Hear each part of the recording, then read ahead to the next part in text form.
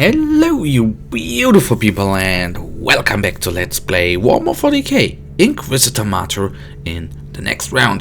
This time, of course, we go on with the Khorne campaign Tide of Blood with Mayhem and Carnage as the mission is being called. After a bloody battle, I managed to secure the Void Port, but the hardest part is still ahead of us, breaking through the enemy lines and reach the Warp Rift with the assistance of Ragnar van Winter. Now I have the Crimson Wanderer at my service. The Void Rippers will pay a high price for this incursion. Operator of this blessed engine of destruction, let the Omnissiah guide you through this confrontation. Be machine and man one as intended. I can hardly wait. In destruction, we will be one. Exploding the parameters of your assignment to the tactical cogitator.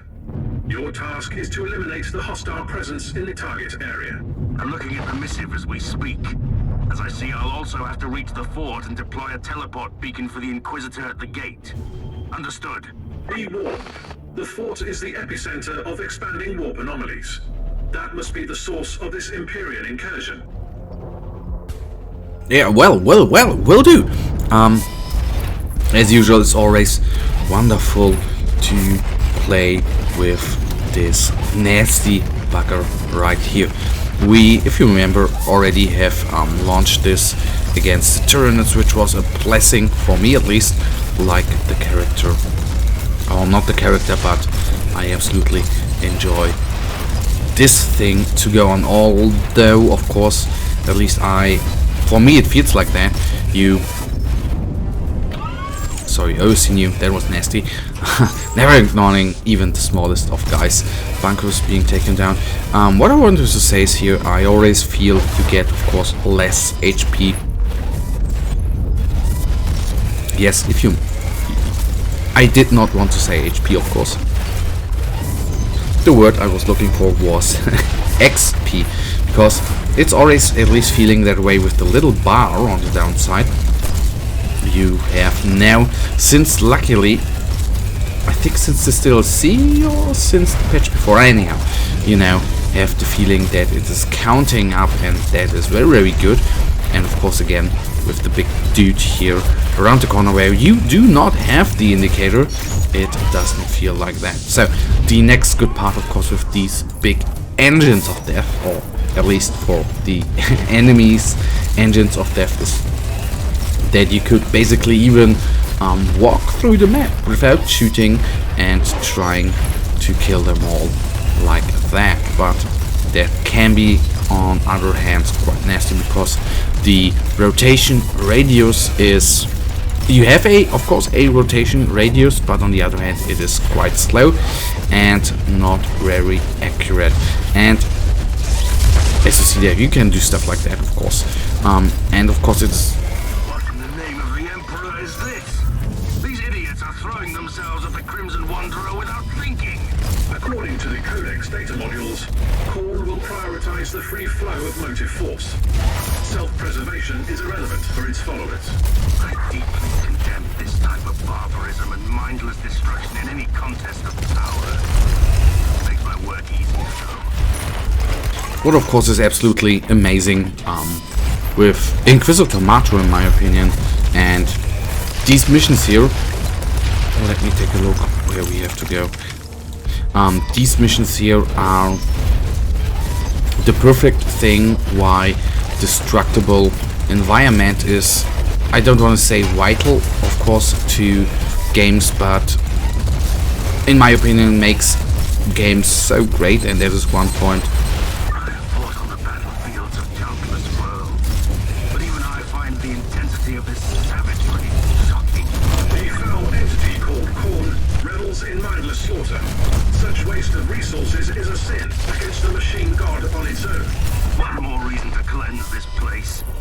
Let the weapons of the Crimson Wanderer consume these ruins with furious fire. Why I, in the beginning not in the beginning of ego shooters out there, but why I initially enjoyed Battlefield more than Call of Duty was always, well, I have to say vehicles, of course, were small part as well, but mainly because of the destructible environment. And I can't tell you which one was the first one, which I actively remember with the destructible environment, but that always felt very great. I have so cool memories of at least of, how was it called again, Bad Company 2. Protect Priest. The readings of the navigational cogitators are all over the chart. What's happening? You have entered the zone tainted by the warp anomaly, located in the target area. All navigational instruments have a 98.7% chance of being affected by Empyrean disruption. Bad Company 2, yes, wonderful games, wonderful memories. That is a fun fact, actually, if you're growing up and you have memories to games, and you know, it's only, I think, 2011, 2012, so it's not that long ago, but so many and great, wonderful memories. And do you see how quickly you can kill off an impaler like that? Astonishing and great. And of course the void shield there is of course doing its part here as well. And we have a couple of more enemies at our hand. I need to kill them from, hopefully from right to left, can't guarantee that. And that is where, of course, of the big guy here, the walking, the turning is very slow. And that's not always very good, because you of course get damaged even if you turn around, or rather if you turn around, so that is not always that cool. Anyhow, we are nearly at the desired target. Whether that's going to be, of course, the end here, I have no clue. As usual, I don't remember.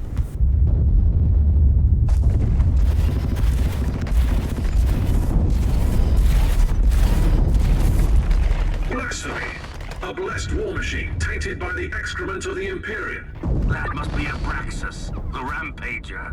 I have heard tales about this demonic monstrosity. Follow your primary function, Operator. I will. These knights have abandoned the gifts bestowed upon them by the Omnisire. They must perish.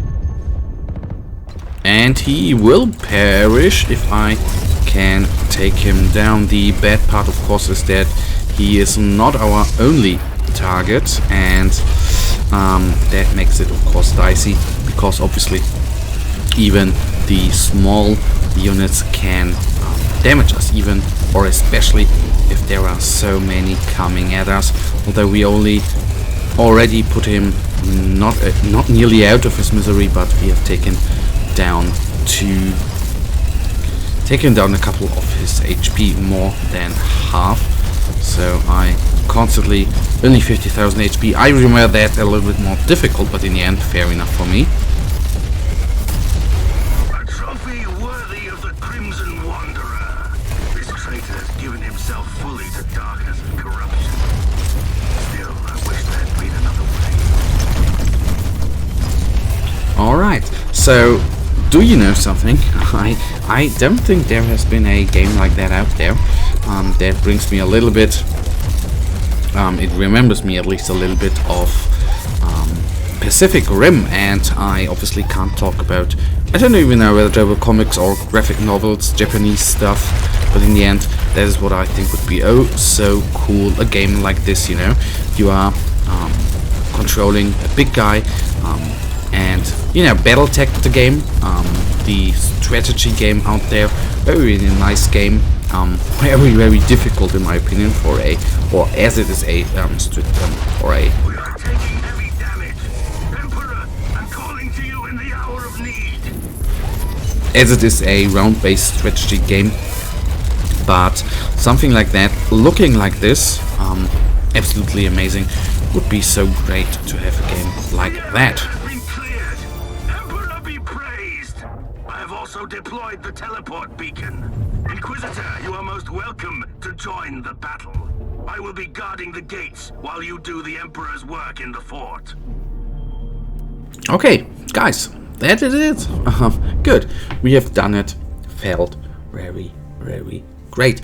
So, we got a good chunk of the investigation here with the last, including this one with the last 4 episodes, but the purging will be done in the next episode. So since we have not received any items, we don't have to go through them, but for now I really thank you for watching, guys. If you actually have enjoyed this episode, guys, please give me a thumbs up and subscribe, and hopefully I'll see you in the next episode. Until then, have a nice day, stay frosty, bye.